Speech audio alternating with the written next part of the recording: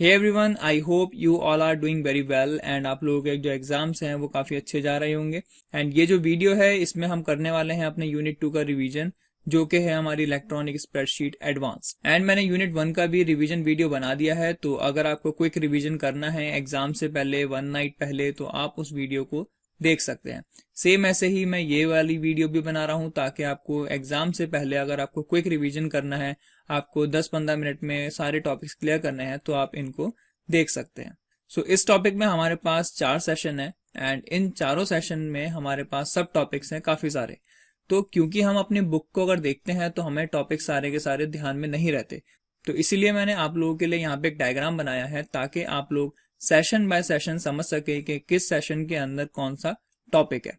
इससे बेनिफिट ये होगा कि आपको एग्जाम टाइम में जब आप एग्जाम से पहले इस वीडियो को देखेंगे तो आपके दिमाग में रहेंगे कि हमने इस सेशन के अंदर इस टॉपिक को पढ़ा था और क्या उसकी डेफिनेशन है। So this is our first session and हमारा फर्स्ट सेशन है analyse data using scenarios and goal seek.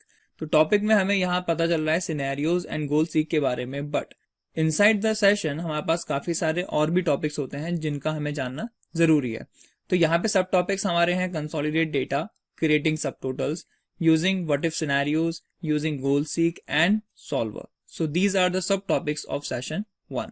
तो आई थिंक अब आपको इस फॉर्म में याद रखने में काफी आसानी होगी इन सब टॉपिक्स को।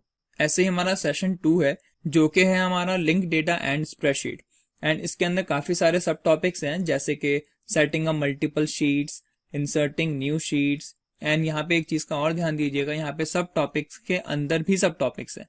तो आपको मैंने हायरार्की बना रखी है डायग्राम के अकॉर्डिंग, इसीलिए बनाया है ताकि आपको सारी चीजें आसानी से याद हो सके। आप लास्ट मोमेंट में अगर इस वीडियो को देखेंगे तो ज्यादा बेनिफिट रहेगा। जैसे कि सेटिंग अप मल्टीपल शीट्स के अंदर हम अपनी शीट को कैसे इंसर्ट करेंगे, हम उसको कैसे रीनेम करेंगे, तो यहाँ पे काफी सारे टॉपिक्स हैं जिनका हमें ध्यान रखना है। नेक्स्ट सब टॉपिक इसके अंदर क्रिएटिंग और चेंज सेल रेफरेंस, एंड इसके अंदर भी काफी सारे सब टॉपिक्स हैं हमारे जो कि हम आने वाले टाइम में डिस्कस करने वाले हैं। एंड ऐसे ही हमारा आता है अब सेशन 3 जिसके अंदर भी काफी सारे सब टॉपिक्स हैं। तो ये सारी जितने भी सब टॉपिक्स हैं यहाँ पे आपको दिख रहे हैं, ये मैंने डायग्राम के अकॉर्डिंग इसलिए बनाए हैं ताकि आपको सारी चीजें आसानी से याद हो जाए। ऐसे ही हमारा सेशन 4 भी है जिसके अंदर हमें देखेंगे create and use macros, macros का हमें कैसे यूज करना होता है। तो नाउ ये तो था हमारा डायग्राम के अकॉर्डिंग सारा पार्ट जो मैंने ओवरव्यू दिया है। अब हम थोड़ा सा इसके बारे में डेफिनेशंस देखेंगे, पूरा डेप्थ में नहीं जाएंगे। अगर आपको डेप्थ में सारी चीजें देखनी है तो आपको सारी वीडियोस मेरी प्लेलिस्ट में मिल जाएंगी जिसके अंदर मैंने आपको सारी चीजें बिल्कुल डेप्थ में प्रैक्टिकली करके सारी चीजें समझाई हैं। तो आपको ऊपर आई बटन में इसका लिंक भी मिल जाएगा एंड आपको डिस्क्रिप्शन में भी इसका लिंक मिल जाएगा। So without wasting any time let's move to the book. And ये जो पीडीएफ है ये सीबीएसई ने कुछ टाइम पहले ही रिलीज करी है, जिसके अंदर सारा का सारा जितना भी डेटा है सारी यूनिट से रिलेटेड वो एक ही बुक के अंदर कंबाइंड है। तो ये जो बुक है ये भी मैं आपको डिस्क्रिप्शन में प्रोवाइड करा दूंगा, तो वहां से जाके आप इसको डाउनलोड कर सकते हैं। So this is our book and इसमें आप देखते हैं हम सेशन 1 के बारे में। सेशन 1 कहता है हमारा कंसोलिडेटिंग डेटा। कंसोलिडेटिंग डेटा का मतलब होता है कि अगर हमारे पास सेपरेट वर्कशीट्स हैं या फिर सेपरेट डेटा है तो हम उनको कंबाइन करके कुछ एक मीनिंगफुल डेटा की फॉर्म में हम आउटपुट या फिर रिजल्ट ले सके। जैसे कि यहाँ पे डेफिनेशन दी हुई है, data consolidation allows you to gather your data from separate worksheets into a master worksheet. Means आप अपने जितनी भी सेपरेट शीट्स हैं उनका सारा डेटा कलेक्ट करके एक मेन वर्कशीट के अंदर, एक मास्टर वर्कशीट के अंदर इसको यूज कर सकते हैं ताकि आप उन सारे डेटा के ऊपर एक ही शीट पे सारे फंक्शंस को, कैलकुलेशंस को परफॉर्म कर सकें। यहाँ पे सारे स्टेप्स दिए हुए हैं जिनको यूज करके आप कंसोलिडेट कर सकते हैं या फिर कंसोलिडेट डेटा को यूज कर सकते हैं। आफ्टर दिस हमारे पास आता है क्रिएटिंग सब टोटल्स। जैसा कि इसका नाम है सब टोटल, हम क्या करते हैं हमारी जो शीट के ऊपर जो डेटा होता है जिसमें नंबर्स होते हैं या फिर हमने जो परचेजिंग सेलिंग करी होती है उसका हमें अगर सब टोटल निकालना है या उससे रिलेटेड कोई भी फंक्शन हमें यूज करने हैं तो वो हम यहाँ पे जाके कर सकते हैं। तो हमें यहाँ जाना है डेटा में एंड डेटा में जाके हमें ऑप्शन मिलेगा सब टोटल का, तब जाके हम क्या कर पाएंगे अपने जितना भी डेटा है उसको सब टोटल कर पाएंगे। तो यहाँ पे सारे स्टेप्स दिए हुए हैं जिनके बिहाफ पे हम अपने डेटा को सब टोटल के अकॉर्डिंग सॉल्व या फिर कैलकुलेट कर सकते हैं। अब यहाँ पे बहुत सारे ऑप्शंस होते हैं जिनको हम परफॉर्म कर सकते हैं। जैसे कि आप यहाँ पे देख रहे होंगे सब टोटल की विंडो ओपन हो गई है एंड यहाँ पे हमारे पास मैक्सिमम 3 ग्रुप्स हो सकते हैं जिनको हम क्रिएट कर सकते हैं या फिर जिनके बिहाफ पे हम अपने टेबल के सब टोटल क्रिएट कर सकते हैं। यहाँ पे हमारे पास ग्रुप बाय करने का ऑप्शन है कि भाई किसके बिहाफ पे हम अपने टेबल का या फिर डेटा का सब टोटल करेंगे। And here we have so many functions related to subtotals जो कि हम अपने डेटा पे परफॉर्म कर सकते हैं। क्योंकि आपके एग्जाम में या फिर आपके सिलेबस में सम फंक्शन दे रखा है, इसलिए हमने प्रैक्टिकल में भी सम ही बताया हुआ है। तो आप अगर इसकी वीडियो चेक करना चाहते हैं तो वो भी कर सकते हैं। सो आप इन फंक्शंस का भी ध्यान रखिएगा क्योंकि प्रैक्टिकल में ये फंक्शंस आपसे पूछे जा सकते हैं। आफ्टर दिस अगर आपको अपने डेटा को सॉर्ट करना है तो वो भी कर सकते हैं। यहाँ पे ऑप्शन में जाके आपको ये सारी चीजें देखने को मिल जाएंगी। Next is what if scenario. अब व्हाट इफ सिनेरियो का मतलब है कि भाई हमारे पास अगर मल्टीपल टेबल्स हैं तो हम उनके बिहाफ पे क्या करते हैं, एक सिनेरियो क्रिएट कर लेते हैं या फिर मल्टीपल सिनेरियोज क्रिएट कर लेते हैं। तो जैसे ही हम उस सिनेरियो को सिलेक्ट करेंगे तो हमें उस पर्टिकुलर वैल्यू के बिहाफ पे कुछ ना कुछ पर्टिकुलर डेटा मिल जाएगा। इसको क्रिएट करने के लिए हमें क्या करना होता है, हमें करना होता है टूल्स पे जाके हम सिनेरियोज को क्रिएट करते हैं। यहाँ पे हमारे पास ऑप्शंस होते हैं इसको क्रिएट करने के। हमें अगर इसको बॉर्डर को हाईलाइट करना है, इसका कलर चेंज करना है, तो वो सारी चीजें हम इसके बिहाफ पे कर सकते हैं। इसका सबसे बेस्ट यूज तब होता है जब हमारे पास बहुत सारी टेबल्स होती हैं और हम उन टेबल्स को कंबाइन करके एक ही जगह रिजल्ट चाहते हैं। So these are the options, these are the steps जिनके थ्रू हम अपने सिनेरियोज को क्रिएट कर सकते हैं। आफ्टर दिस हमारे पास नेक्स्ट होता है गोल सीक। तो जैसा कि यहाँ पे डेफिनेशन में दिया हुआ है, usually you run a formula to calculate a result based upon existing values, कि हम अपने फॉर्मूले को अप्लाई करते हैं जब हमारे पास ऑलरेडी कुछ वैल्यूज होती हैं। बट यहाँ पर थोड़ा सा उल्टा है। Bye contrast using goal seek option under tools menu you can discover what values will produce the result that you want. now goal seek के अंदर हम क्या करते हैं कि हमारे पास रिजल्ट पता होता है और हम उस रिजल्ट के बिहाफ पे हम क्या करते हैं, अपनी वैल्यूज का पता लगाते हैं। तो अभी तक हम जो नॉर्मली कैलकुलेशन करते हैं उसमें हमें वैल्यूज पता होती हैं और हम वैल्यूज को सम करके हम क्या करते हैं, अपना रिजल्ट निकालते हैं। बट गोल सीक के अंदर क्या होता है, उसका उल्टा होता है कि हमारे पास यहाँ पे रिजल्ट होता है एंड रिजल्ट के बिहाफ पे हम क्या निकालते हैं, वैल्यूज निकालते हैं। इसके बाद इसके स्टेप्स हैं जिनके बिहाफ पे हम इसको कैलकुलेट कर सकते हैं या फिर हम निकाल सकते हैं इनका सॉल्यूशन। तो यहाँ पे देखिए गोल सीक हमें मिल जाएगा एंड यहाँ पे फॉर्मूला सेल होता है, टारगेट सेल होता है एंड वेरिएबल सेल होता है। तो ये सारे स्टेप्स हैं जिनके बिहाफ पे हम क्या कर सकते हैं, अपने गोल सीक को अप्लाई कर सकते हैं। अब गोल सीक में एक प्रॉब्लम है, वो प्रॉब्लम ये है कि हम यहाँ पर एक ही कंडीशन को एक बार में चेक कर सकते हैं या फिर एक बार में हम एक ही रिजल्ट को देख सकते हैं। अब इस प्रॉब्लम को सॉल्व करने के लिए हमारे पास नेक्स्ट ऑप्शन है, वो है सॉल्वर। सॉल्वर भी बिल्कुल हमारे गोल सीक की ही तरह होता है, बस इसमें फायदा ये होता है या फिर एडवांटेज ये होती है कि हम इसके अंदर मल्टीपल कंडीशंस को चेक कर सकते हैं या फिर मल्टीपल रिजल्ट्स को चेक कर सकते हैं। यहाँ पे हम अपने मिनिमाइज, मैक्सिमाइज ये सारी वैल्यूज भी चेक कर सकते हैं। तो जैसा कि यहाँ पे डेफिनेशन में दे रहा है, solver option under tools menu amount to a more elaborate form of goal seek. The difference is that the solver deals with equations with multiple unknown variables. तो वहां पे गोल सीक में क्या था, वो सिर्फ खाली एक अननोन वेरिएबल पे काम करता था। यहाँ पे क्या है, हम मल्टीपल अननोन वेरिएबल्स के लिए काम कर सकते हैं। उसके साथ ही साथ हम उसके अंदर रूल्स भी डिफाइन कर सकते हैं। रूल्स का मतलब होता है कुछ कंडीशंस, कुछ सिचुएशन जो हम डिफाइन कर सकते हैं अपने अकॉर्डिंग। जैसे कि मैं चाहता हूं कि भाई मेरा जो नंबर है वो ग्रेटर देन 100 हो एंड लेस देन 200 हो, तो ये क्या लगाया मैंने, एक रूल लगाया है अपनी वेरिएबल पे। तो इस तरीके से हम क्या करते हैं, सॉल्वर के थ्रू अपने डेटा को सॉल्व कर सकते हैं या फिर अपने आउटपुट को फाउंड कर सकते हैं। यहाँ पे काफी सारे प्रैक्टिकल क्वेश्चन दे रखे हैं जो कि पहले जो बुक थी उसके अंदर नहीं दिए हुए थे। तो आप इन एग्जाम्पल्स को देख सकते हैं एंड सॉल्व कर सकते हैं। एंड आफ्टर दिस हमारा स्टार्ट होता है सेशन 2, जो कि है हमारा लिंक डेटा एंड स्प्रेडशीट। सो अब इस सेशन में हम देखेंगे कि हम अपनी स्प्रेडशीट को कैसे लिंक करते हैं दूसरी शीट से या फिर सेम शीट से। तो यहाँ पे फर्स्ट टॉपिक है हमारा setting up multiple sheets. Setting up multiple sheets का मतलब है कि हम अपनी शीट्स को कैसे क्रिएट करेंगे, न्यू शीट को कैसे क्रिएट करेंगे। बाय डिफॉल्ट हमारे पास 3 शीट्स आती हैं। जैसे ही हम अपने स्प्रेडशीट ओपन करते हैं तो उसके अंदर हमें 3 शीट्स अवेलेबल होती हैं। लेकिन अगर मुझे कोई नया क्रिएट करना है या फिर न्यू शीट क्रिएट करनी है तो हम कैसे करेंगे, वो यहाँ पे हमें देखना है। तो यहाँ पे इंसर्ट में जाके हम शीट में जाएंगे और यहाँ पे हम अपनी शीट को क्रिएट कर सकते हैं। ऐसे हम रो को इंसर्ट कर सकते हैं, कॉलम को इंसर्ट कर सकते हैं या फिर हम डिलीट भी कर सकते हैं। तो यहाँ पे सारी चीजें स्टेप बाय स्टेप बताई हुई हैं, कहाँ पर आपको आएगी, क्या नाम देना है, कितने नंबर ऑफ शीट्स आप एक बार में क्रिएट कर सकते हो, वो सारी चीजें यहाँ पे आपको डिफाइंड करी हुई हैं। उसके बाद आता है हमारा inserting sheets from a different spreadsheet. तो सपोज मेरे पास ऑलरेडी एक शीट बनी हुई है एंड मैं उसका डेटा अपनी करंट शीट में यूज करना चाहता हूँ, तब मेरे को इस ऑप्शन की जरूरत पड़ेगी। तो अगर मेरे को वो ऑलरेडी जो क्रेडिट शीट है उसको ऐड करना है अपनी करंट शीट में, तो हमें इन स्टेप्स को फॉलो करना पड़ेगा, तब जाके हम क्या कर पाएंगे, अपनी करंट शीट में इस शीट को ऐड कर सकते हैं। आफ्टर दिस हमारे पास ऑप्शन आता है रीनेमिंग वर्कशीट, और ये बहुत ज्यादा इजी स्टेप है। रीनेमिंग बस खाली राइट क्लिक करेंगे हम अपने शीट के ऑप्शन पे एंड हम उसका नाम चेंज कर सकते हैं। आफ्टर दिस हमारे पास आता है क्रिएट और चेंज अ सेल रेफरेंस। अब हम अपने सेल रेफरेंस को कैसे चेंज कर सकते हैं, यहाँ पे हमें देखना है। आई थिंक आपको पता होगा सेल रेफरेंस क्या होता है। सेल रेफरेंस का मतलब होता है उसका एड्रेस। अब यहाँ पे अलग अलग तरीके हैं इसको चेंज करने के। पहला है with the help of mouse and next है हमारा with the help of keyboard. तो यहाँ पे सबके स्टेप्स दिए हुए हैं कि हम अपने रेफरेंस को कैसे चेंज कर सकते हैं बाय यूजिंग माउस। एंड यहाँ पे देखिए सारे डायग्राम के अकॉर्डिंग में सारी चीजें आपको देखने को मिल जाएंगी।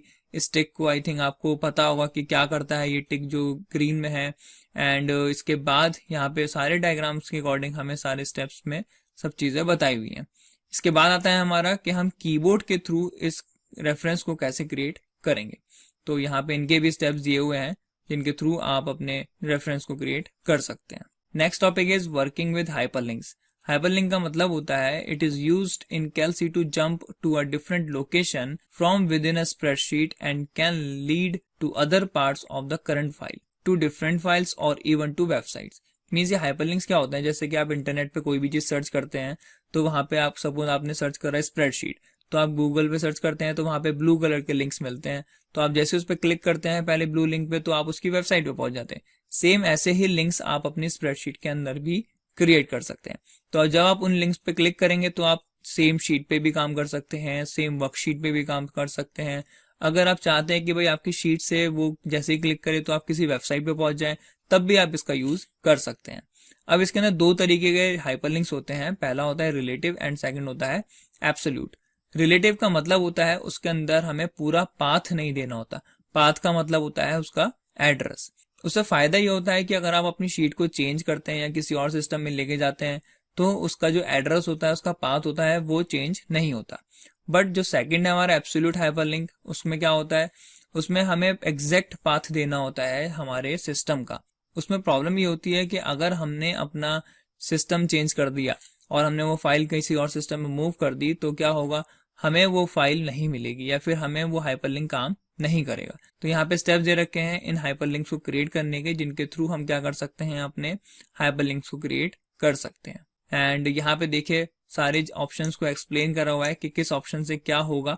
तो आई थिंक आप लोग इसको अच्छी तरीके से समझ सकते हैं। नेक्स्ट है लिंकिंग टू एक्सटर्नल डेटा।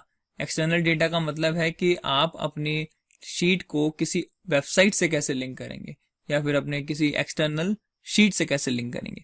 तो यहाँ पे उसके भी स्टेप्स दिए हुए हैं कि insert a link to external data पे जाएंगे तो आपको जो भी देना है वहाँ पे सेट देना है, एड्रेस देना है, वो सारी चीजें आप यहाँ पे कर सकते हैं। और यहाँ पे देखिए नेक्स्ट है linking to registered data sources. अब डेटा सोर्सेज का मतलब है डेटाबेस। डेटाबेस का एक्सटेंशन होता है .odb एंड आपकी जो थर्ड यूनिट है वो आपकी डेटाबेस ही है। तो आपने अगर कोई डेटाबेस क्रिएट करा है उस यूनिट के अंदर, तो आप उस डेटा को भी लिंक कर सकते हैं अपने इस शीट से with the help of linking register to data sources. तो ये सारे ऑप्शंस हैं जिनके थ्रू आप अपनी शीट्स को लिंक कर सकते हैं with outer sheets and the same sheets. So the next topic is sharing worksheet data. तो ये हमारे तब काम आता है कि जब हम अपने एक शीट को मल्टीपल यूजर्स से शेयर करते हैं। और इससे बेनिफिट ये है कि भाई अगर मैं अपनी एक शीट पे काम कर रहा हूँ तो दूसरा यूजर उस शीट पे काम नहीं कर सकता या उस पर्टिकुलर सेल पे काम नहीं कर सकता। जब तक मैं अपना काम कंप्लीट नहीं कर लूंगा तब तक वो दूसरा पर्सन या दूसरा एम्प्लॉय उस शीट पे काम नहीं करेगा, तब तक वो रीड ओनली रहेगी दूसरे पर्सन के लिए। इससे बेनिफिट यह है कि हम सेम टाइम में अपनी सेम शीट को मल्टीपल यूजर्स पे शेयर कर सकते हैं। बस उसमें डिफरेंस ये होगा कि भाई वो सेम चीज पे काम या फिर सेम चीज पे एडिटिंग नहीं कर सकते। अगर वो किसी और सेल पे या किसी और शीट पे काम करना चाहें तो वो कर सकते हैं। तो इसमें हम देखेंगे setting up spreadsheet for sharing. अब अगर मेरे को अपनी शीट को शेयर करना है विद मल्टीपल यूजर्स तो मेरे को क्या करना है, मेरे को जाना है टूल्स पे एंड टूल्स पे जाने के बाद शेयर डॉक्यूमेंट पे जाना है। उसके बाद हमें क्या करना है, यहाँ पे इस तरीके की विंडो ओपन होगी एंड हमें इस टिक पे क्लिक करना है। उससे क्या होगा, हमारी ये जो शीट है वो शेयर फॉर्म में क्रिएट हो जाएगी। एंड जब आप इसको क्रिएट करें तो देखिएगा कि जब आपका जो फाइल नेम है उसके आगे डॉट शेयर ऐड हो जाता है तो उससे पता चल जाता है कि भाई आपकी जो फाइल है वो शेयर हो चुकी है या फिर शेयर फॉर्म में कन्वर्ट हो चुकी है। अब जब हम अपनी फाइल को शेयर करते हैं तो उसके अंदर ये सारी चीजें होती हैं कि हम क्या क्या इंसर्ट कर सकते हैं, क्या क्या इंसर्ट नहीं कर सकते, कौन सा अलाउ है हमें उसमें चीज करना या फिर नहीं है हमें। तो ये सारी लिस्ट है हमारी डिसेबल्ड ऑप्शंस की जो हमें मिलती है जब हम अपने डॉक्यूमेंट को शेयर करते हैं। तो आपको इन ऑप्शंस का ध्यान रखना है कि कौन कौन से हमारे डिसेबल हो जाते हैं जब हम अपनी फाइल को शेयर करते हैं। इसके बाद आता है हमारा सेविंग अ शेयर्ड स्प्रेडशीट, कि सपोज हमने अब शेयर तो कर ली है और अब उसके बाद हम क्या करना चाहते हैं, उसको सेव करना चाहते हैं। तो जब हम अपनी फाइल को सेव करते हैं तो यहाँ पे काफी सारी स्टेप्स दे रखे हैं या फिर काफी सारी सिचुएशंस दे रखी हैं जो हमें हो सकती हैं या फिर हमें मिल सकती हैं। कई बार ऐसा भी होता है कि भाई मैंने एक सेल पे चेंज करा तो सेम उसी चीज पे किसी और यूजर ने भी चेंज कर दिया, तो वहां पे कॉन्फ्लिक्ट आने के चांसेस बढ़ जाते हैं। तो कॉन्फ्लिक्ट आते हैं तो वहां पे हमें क्या करना होता है, वहां पे हमें रिजॉल्व करने होते हैं कॉन्फ्लिक्ट्स, और उसके अंदर हमें क्या करना होता है, चेंजेस चेक करने होते हैं। अगर मेरे को उन चेंजेस को अपने वाले रखने हैं तो मैं करूंगा कीप माइन। अगर मैं चाहता हूं कि भाई दूसरे के जो चेंजेस करे थे किसी ने, तो अगर मैं वो रखना चाहता हूं तो मैं करूंगा कीप अदर। तो अगर यहाँ पे हमें किसी के भी नहीं रखने हैं तो हम यहाँ पे कैंसिल भी कर सकते हैं। इसके बाद आता है हमारा रिकॉर्ड चेंजेस। रिकॉर्ड चेंजेस का मतलब है कि भाई मैं चेक करना चाहता हूं कि मैंने क्या चेंजेस करे हैं और दूसरे पर्सन ने क्या चेंज करे हैं, क्योंकि मुझे ऐसे आसानी से तो पता नहीं चलेगा। अगर हमारे पास काफी बड़ी शीट है तो हमें पता नहीं चल पाएगा कि किसने कितना चेंजेस करे हैं। तो उसके लिए हमें क्या करना होता है, रिकॉर्ड चेंजेस का ऑप्शन को सिलेक्ट करना होता है। Kelsey has the feature to track what data was changed, when the change was made, who made the change and in which cell the change has occurred। तो किसने change करा है and किस cell में change करा है वो भी हमें पता चल जाता है। तो अगर आपने प्रैक्टिकल पार्ट देखा होगा तो हमने ऐसे ही सारी चीजें करके देखी हुई है जिसमें हमने सारे चेंजेस भी चेक करे थे। तो जो भी चेंजेस करे गए हैं वो रेड कलर से हाईलाइट हो जाते हैं, जिससे हमें पता चल जाता है कि भाई ये सारे चेंजेस हमने करे हैं या फिर किसी और ने करे हैं। अब यहाँ पे नेक्स्ट आता है इसके बाद व्यूइंग चेंजेस, के सपोज किसी ने चेंज कर दिया है और चेंज करने के बाद अब हमें चेक करना है क्या भाई उसने क्या क्या चेंजेस करे हैं, कब करे हैं, किस सेल पे करे हैं, तब हमें इस ऑप्शन की जरूरत पड़ेगी। तो यहाँ पे हमें मिलता है डेट, रेंज, ऑथर, कमेंट, ये सारी चीजें हमें इस ऑप्शन के अंदर मिल जाती है ताकि हम अपने चेंजेस को चेक कर सकते हैं। तो अगर हमें उन चेंजेस को एक्सेप्ट करना है तो हम एक्सेप्ट करेंगे, रिजेक्ट करना है तो रिजेक्ट भी कर सकते हैं। अगर हमें उसके बाद कोई चेंजेस में कमेंट ऐड करना है तो वो भी कर सकते हैं। कमेंट का मतलब होता है एक तरीके से कुछ टेक्स्ट दे देना या फिर कुछ इन्फॉर्मेशन दे देना उस पर्टिकुलर डेटा से या फिर सेल से रिलेटेड। तो यहाँ पे अगर हमें ऐड करना है, so these are the steps to add the comments in our cell और शीट। तो आप इनको फॉलो करके अपने डेटा पे कमेंट को ऐड कर सकते हैं। तो यहाँ पे देखिए इस तरीके का बॉक्स दिखता है जब आप कमेंट को ऐड करते हैं, और हम इन कमेंट्स को एडिट भी कर सकते हैं अपने अकॉर्डिंग। का कलर चेंज करना है, इनका फॉन्ट साइज चेंज करना है, वो सारी चीजें आप अपने अकॉर्डिंग कर सकते हैं। आफ्टर दिस हमारे पास आता है मर्जिंग वर्कशीट्स। अब हमारे पास मर्ज करने का ऑप्शन है। मर्ज का मतलब होता है मिला देना। मींस एक शीट मेरे पास है, एक शीट किसी और यूजर के पास है, एंड हम उन दोनों शीट्स को मिलाना चाहते हैं या फिर मर्ज करना चाहते हैं उनका डेटा।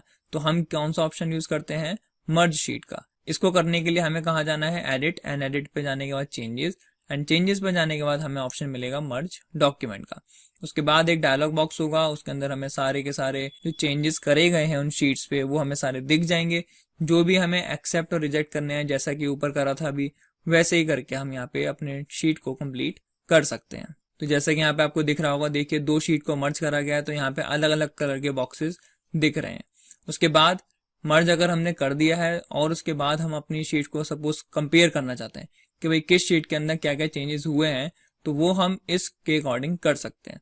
तो आप डायरेक्टली एडिट पे जाके कंपेयर डॉक्यूमेंट पे जाएंगे तो आप अपनी दोनों शीट्स को या जितनी भी शीट्स हैं उनको कंपेयर कर सकते हैं। Now the last session is create and use macros in spreadsheet. अब ये जो टॉपिक है ये काफी इंपॉर्टेंट टॉपिक है आपके प्रैक्टिकल के अकॉर्डिंग भी एंड आपके थ्योरेटिकल कॉन्सेप्ट के अकॉर्डिंग भी।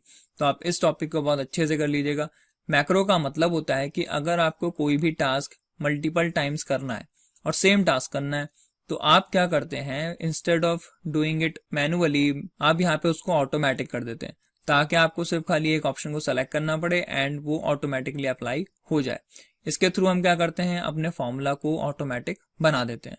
सपोज मेरे पास यहाँ पे 100 बच्चों का डिटेल है और उसके अंदर मेरे को उन सब के मार्क्स का सम करना है। तो मेरे को बार बार मैनुअली जाने के बजाय हम क्या करेंगे, उसका एक मैक्रो क्रिएट करेंगे एंड उस मैक्रो को क्रिएट करने के बाद हम उसको अप्लाई करेंगे। तो मैक्रो क्रिएट करने के लिए सबसे पहले हमें क्या करना होता है, उसको रिकॉर्ड करना होता है। तो यहाँ पे स्टेप्स दे रखे हैं उसको रिकॉर्ड करने के। यहाँ पे टूल्स पे जाके मैक्रो में जाके रिकॉर्ड मैक्रो करेंगे, इस तरीके का एक ऑप्शन ओपन होगा और आप अपने फॉर्मूले को अप्लाई करना शुरू कर देंगे। जब आपका रिकॉर्ड हो जाएगा उसके बाद आप क्या करेंगे, स्टॉप रिकॉर्डिंग में क्लिक करेंगे। क्लिक करने के बाद आप क्या कर सकते हैं, उसको जो भी ऑप्शन आपको सेलेक्ट करने हैं सेव कर सकते हैं। स्टॉप रिकॉर्डिंग करने के बाद आपको क्या करना है, इस तरीके की एक विंडो ओपन होगी। तो इसमें आपको मॉड्यूल क्रिएट कर सकते हैं, लाइब्रेरी क्रिएट कर सकते हैं। तो इस तरीके की विंडो ओपन होगी, उसके बाद आप इसमें सारी चीजें कर सकते हैं। कैसे मॉड्यूल क्रिएट करना है वो सारी चीजें यहाँ बताई हुई हैं। ना इसके बाद हमें क्या करना है, मैक्रो के थ्रू हमें फंक्शंस को अप्लाई करना है।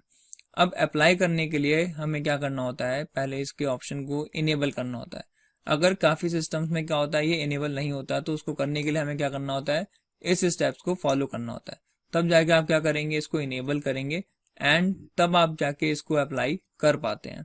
एंड यहाँ पे इसके स्टेप दिए हुए हैं कि जिसके थ्रू आप क्या कर सकते हैं, इसको अप्लाई कर सकते हैं। सो इस तरीके के फंक्शन हमें बनाने होते हैं अपने मैक्रो के अंदर, ताकि हम अपने पर्टिकुलर सेल पे अपने डेटा को या फिर अपने फॉर्मूले को अप्लाई कर सके। इसके भी काफी सारे तरीके हैं, काफी सारे पॉइंट्स हैं जो मैंने अपनी प्रैक्टिकल वीडियो में बताए हुए हैं। तो आपको अगर इन डेप्थ पढ़ना है, सारी चीजें डेप्थली देखनी है, तो आप इसकी वीडियो को भी चेक कर सकते हैं। तो यहाँ पे सारे फंक्शंस दिए हुए हैं जिनको आप अच्छे तरीके से कर लीजिएगा, क्योंकि एग्जाम में भी इस तरीके के क्वेश्चंस आ सकते हैं। अब नेक्स्ट है हमारा पासिंग आर्ग्यूमेंट। आर्ग्यूमेंट का मतलब होता है जो हम पैरामीटर पास करते हैं। जैसे कि यहाँ पे ऑप्शनल x दे रखा है, so this is the parameter of our function and function का नेम क्या है हमारा, पॉजिटिव सम। सो इस तरीके से काफी सारे फंक्शन बन सकते हैं जिनके अंदर हम अपने पैरामीटर्स को पास कर सकते हैं। आफ्टर दिस हमारा आता है पासिंग आर्ग्यूमेंट एज वैल्यूज। तो एज वैल्यूज का मतलब है वहां पे हम अपने एक्चुअल वैल्यूज देते हैं। एक्चुअल का मतलब है जैसे हमने 1 2 3 दे दिया। अभी हमने ऊपर देखा था यहाँ फंक्शन के अंदर, यहाँ पे देखिए ऑप्शनल x दिया हुआ है, तो इसकी जगह क्या मेंशन होगा, नंबर होगा, हमारा एक्चुअल वैल्यू होगी। तो ये सारी चीजें किसके थ्रू होंगी, हमारी इस फंक्शन के थ्रू होंगी। लास्ट है हमारा यहाँ पे एक्सेसिंग सेल्स डायरेक्टली। अब ये है कि हम अपने सेल्स को कैसे डायरेक्टली एक्सेस कर सकते हैं। अब ये जो सारा पार्ट है ये हमारा कोडिंग का पार्ट है एंड ये आपके सिलेबस में इतना ज्यादा नहीं है, आपका ये लिमिटेड है। तो आपको जो टॉपिक इस बुक में दिए हुए हैं आप उन्हीं को करिएगा, एक्स्ट्रा करेंगे तो भी बढ़िया है, बट आपको ये टॉपिक्स करना बहुत जरूरी है। आफ्टर दिस यहाँ पे एक टॉपिक और बचा है, वो है हमारा sorting. And sorting I think आप लोगों को पता ही होगा कि सॉर्टिंग के थ्रू हम क्या करते हैं, अपने डेटा को असेंडिंग या डिसेंडिंग ऑर्डर में अरेंज कर लेते हैं। So this is all about the unit 2 and I hope आप लोगों को ये क्विक रिवीजन वाली वीडियो पसंद आई होगी। इसमें हमने काफी कम टाइम में सारी चीजें देखी हैं। अगर आपको प्रैक्टिकली पार्ट देखना है या फिर काफी ज्यादा डेप्थ में सारी चीजें सीखनी है तो आप इनकी वीडियो भी चेक कर सकते हैं। तो ये जो वीडियोस हैं, ये जो रिवीजन पार्ट चल रहा है, ये बेस्ट आपकी यूज होंगी एग्जाम से पहले, तो आप इनको एग्जाम से पहले देख के जरूर जाइए। And thank you everyone for supporting me. मेरे बर्थडे पे मेरे 2K सब्सक्राइबर्स हुए हैं and thank you all for everything, for giving your love and I am also trying to support you every time. जो भी जिसके भी डाउट्स आते हैं वो मैं कोशिश करता हूँ कि मैं उसके रिप्लाई करूँ टाइमली एंड आप लोगों की हेल्प करूँ। So thank you very much everyone. So bye bye everyone, take care and all the very best for your pre-boards and practical parts.